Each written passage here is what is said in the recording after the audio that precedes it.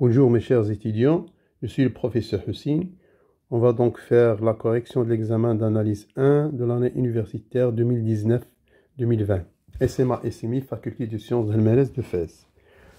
Cet examen comporte 5 questions. La première question du cours très intéressante concernant la caractérisation séquentielle de la limite, puis l'exercice 2. Ça concerne les bornes inf sup. Question 3 contient des questions sur la densité. Question 4 sur les suites récurrentes. Et puis la question 5 sur les fonctions uniformément continues. On passe tout de suite à l'exercice 1. Voilà, dans cet exercice, on vous donne une fonction f qui va d'un ensemble E de R vers R, et on vous donne A un réel, et bien sûr L un autre réel. Et on vous demande de montrer que l'équivalence suivante, la limite de f de x quand x tend vers A égale à L, si et seulement si, quel que soit xn une suite dans E, telle que cette suite, il existe un rang à partir duquel cette suite est différente de A, xn converge vers A. Donc si on a ça, pour toute suite qui vérifie ça, alors f de xn converge vers L. Voilà, donc on va montrer la première implication. Donc on va supposer que la limite de f de x quand x tend vers A égale à L. Et on va montrer cette implication-là, c'est-à-dire pour toute suite qui vérifie ça, f de xn tend vers L. Pour cela, on va fixer xn une suite dans E, telle que la limite de xn égale à A, et il existe un n0 tel que quel que soit n supérieur à n0, xn différent de A. Voilà. Donc, on va donc traduire la limite de f de x en L et traduire la limite de xn qui est égale à A. Pour cela, je vais fixer un epsilon supérieur strictement à 0.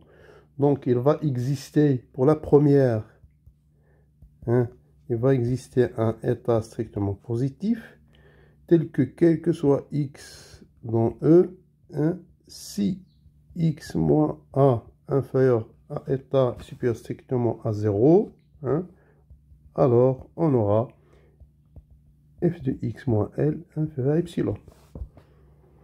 Pour la deuxième, c'est-à-dire la limite de xn égale à A, il va exister un n1 tel que quel que soit n supérieur à n1, on aura quoi? Xn moins A. Bon, là, pour epsilon, je vais prendre ce état. Voilà. Pour epsilon de cette suite, je prends état, puisque j'ai quel que soit epsilon, je prends epsilon égal à état. Maintenant, regardez, j'ai un N0 là et un N1 là. Je vais prendre le max. Grand N, c'est le max de N0 et N1. Donc, vous aurez quoi? Quel que soit N supérieur grand N, deux choses. N supérieur N0. Et dans ce cas, pour N supérieur N0, j'aurai donc là Xn différent de A. Ce qui implique quoi? Voilà, x différent de A. Et pour n supérieur à n1, on ne va pas anticiper. On aura donc, pour n supérieur à na, j'ai ça. Ça veut dire que xn moins a est inférieur à état. Bon, cette condition, ça donc que xn moins a supérieur strictement à 0, puisqu'il a différent de 0. Et donc, cette condition et cette condition, ça implique bien sûr que xn moins a inférieur à état supérieur strictement à 0. Voilà. Donc, qu'est-ce qu'on a trouvé? On a trouvé que, regardez, on a trouvé que pour n supérieur grand N, j'ai xn moins a inférieur à eta. Et ça, si je reviens à cette condition-là, j'aurai donc f de xn moins L inférieur à epsilon. Hein? Donc, vous aurez donc f de xn moins L inférieur à epsilon. Et ceci donc traduit le fait, donc, regardez, quel que soit epsilon, il existe n, quel que soit n supérieur n, f de xn moins L est inférieur à epsilon. Ça veut dire que la limite de f de xn quand n tend vers plus l'infini égale à L. Voilà, on a montré la première implication. Pour la réciproque, c'est-à-dire, on va supposer que pour tout de suite xn, on va supposer que quel que soit xn dans E, tel qu'il existe un certain rang à partir duquel xn différent de A et xn converge vers A, ceci, alors notons que f de xn converge vers L. Donc on veut montrer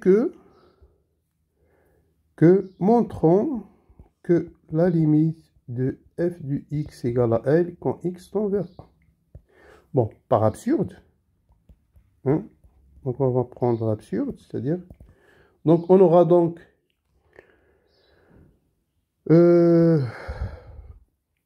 quel que soit epsilon, hein, pardon, si on suppose l'absurde, on aura donc, il existe epsilon positif, quel que soit n supérieur à 0, il existe x dans E.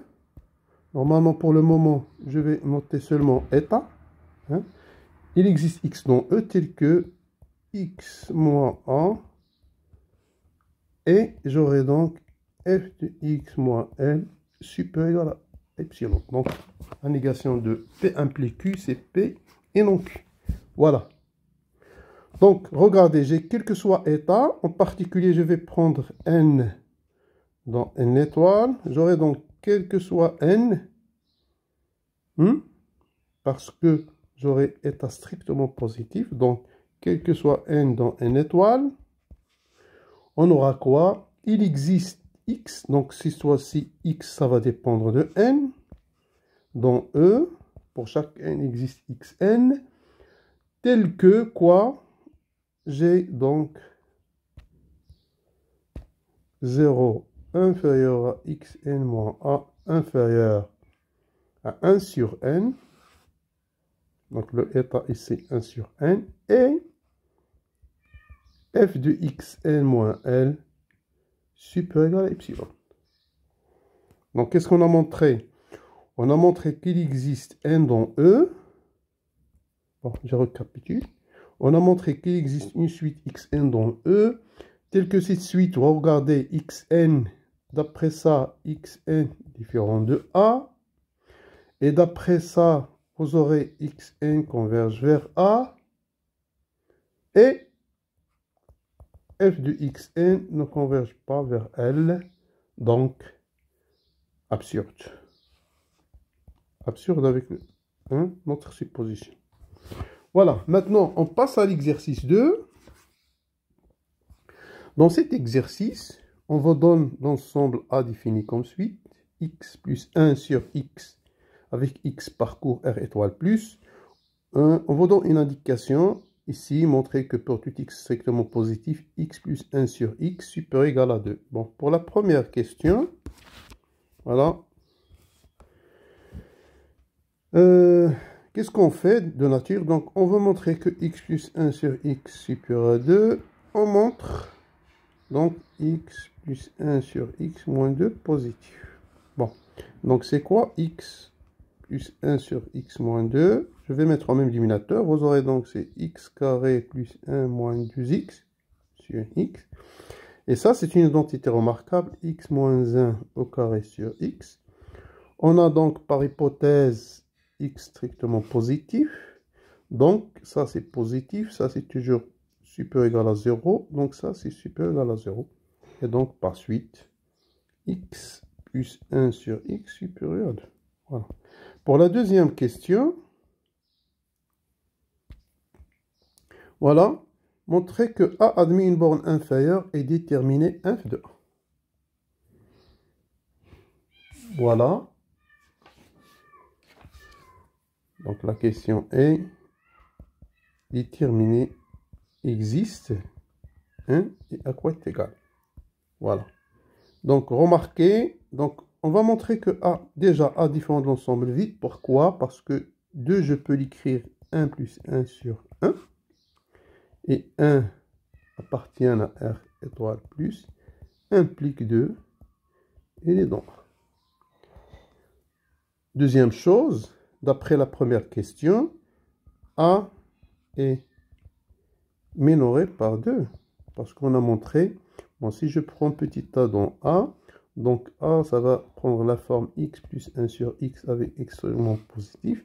Et on a montré donc que A, x plus 1 sur x est supérieur à 2. Donc A minoré par 2.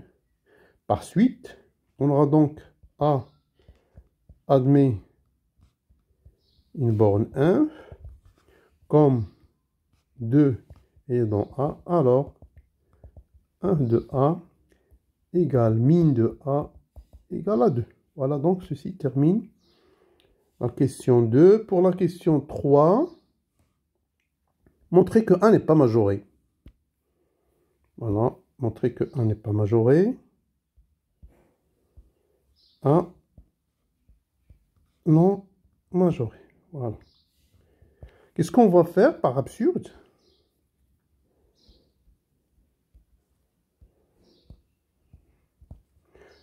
Supposons que A est majoré.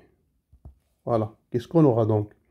Il va exister un réel tel que, quel que soit A dans A, ça sera inférieur à M. Bon.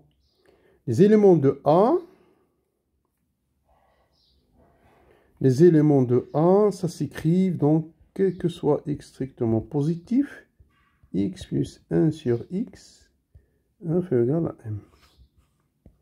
N'oublions pas que cette quantité est toujours strictement positive.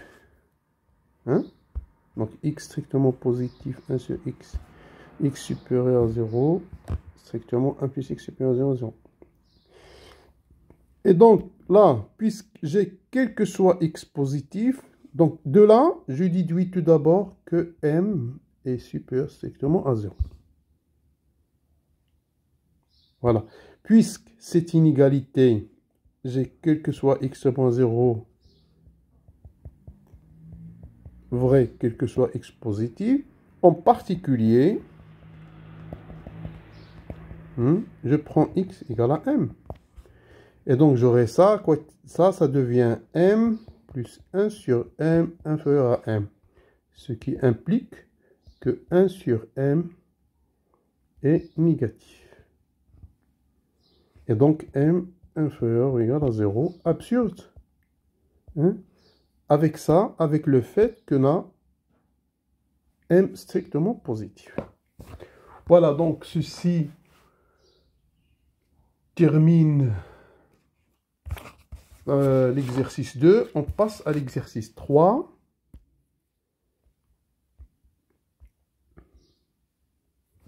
Bon, dans cet exercice, on va montrer que tout nombre réel peut s'écrire comme limite d'une suite de nombres rationnels, donc ou d'une limite de nombres irrationnels.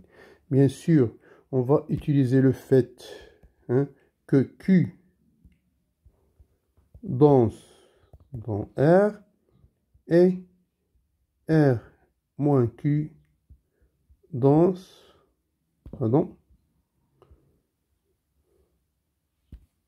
dans R. Donc, c'est quoi la densité? C'est-à-dire, si je prends deux éléments X, Y, dans R, alors il va exister un élément T qui se place entre ces deux éléments. Voilà. pour la première. Donc, je vais prendre R dans R. Puisque si je prends R dans R, alors, qu'est-ce qu'on a? Quel que soit n un entier non nul, j'aurai x toujours inférieur strictement à x plus 1 sur n. Parce que cette quantité est toujours strictement positive. Voilà. Donc, x et x plus 1 sur n sont dans R. Donc, on va utiliser les deux densités de tout à l'heure. Donc, il va exister une suite Qn dans Q, telle que x inférieur égal à Qn inférieur égal à x plus 1 sur n. Parce que pour chaque n, j'aurai un Qn. Et il va exister Pn dans R moins Q, tel que x inférieur à Pn inférieur à x plus 1 sur n. Voilà, la densité, donc là, j'ai quel que soit n, j'ai ça. Et donc, qu'est-ce qu'on a? On a que quel que soit n supérieur ou égal à 1, j'ai x inférieur à Qn inférieur à x plus 1 sur n. Là, au début, non, c'est x. Corriger, ça c'est x. Voilà. Et x inférieur à Pn inférieur à x plus 1 sur n. Donc, en utilisant le théorème d'encadrement, ou bien du gendarme, on aura donc quoi? La limite de Qn égale à x et la limite de Pn égale à x. Voilà. X s'écrit comme limite d'une suite dans R moins Q et x s'écrit comme limite d'une suite dans Q. Voilà, on passe à la question 2. Donc, cette question, on va étudier la continuité de la fonction f définie comme suite. Voilà, question 2. Je considère la fonction f de x égale. Bien sûr, on va utiliser la question 1. Si x est dans Q est égal à 1, c'est x est dans R moins Q. Voilà, supposons, je vais prendre soit x0, un réel.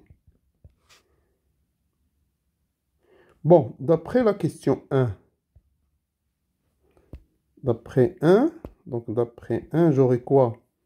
Il va exister Qn dans Q tel que Qn dans vers x0. Et puis, il va exister Pn dans R moins Q tel que Pn converge à x0. Bon, si f est continu en x0, donc on va étudier la continuité sur R tout entier. Donc, on a pris un élément dans R. On aura quoi? D'après la caractérisation séquentielle,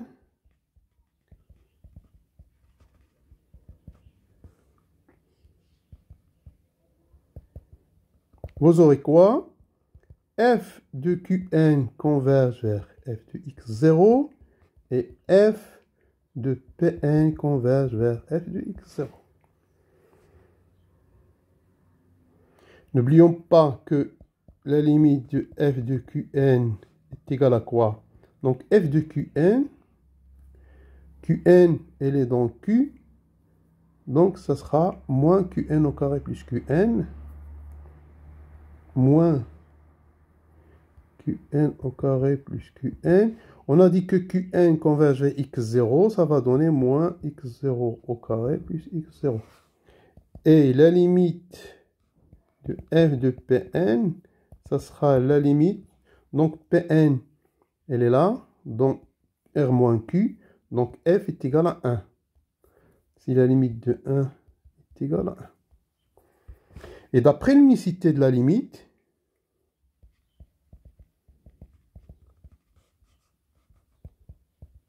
on aura quoi? On aura moins x0 au carré plus x0 égale à 1. c'est-à-dire x0 au carré moins x0 plus 1 égale à 0. Donc, x0 est solution de l'équation de second ordre. Si donc, en cherchant delta, vous aurez donc ça, b carré, c'est 1 moins 4ac, c'est moins 4, c'est moins 3, c'est négatif. Ça veut dire, cette équation, E, n'admet pas de solution.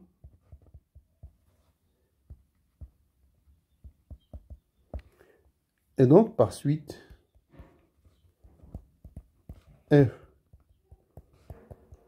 n'est pas continu en x0, puisque x0 arbitraire, donc f n'est pas continu sur R tout entier. Et voilà donc, ceci termine l'exercice 3. On passe à l'exercice 4.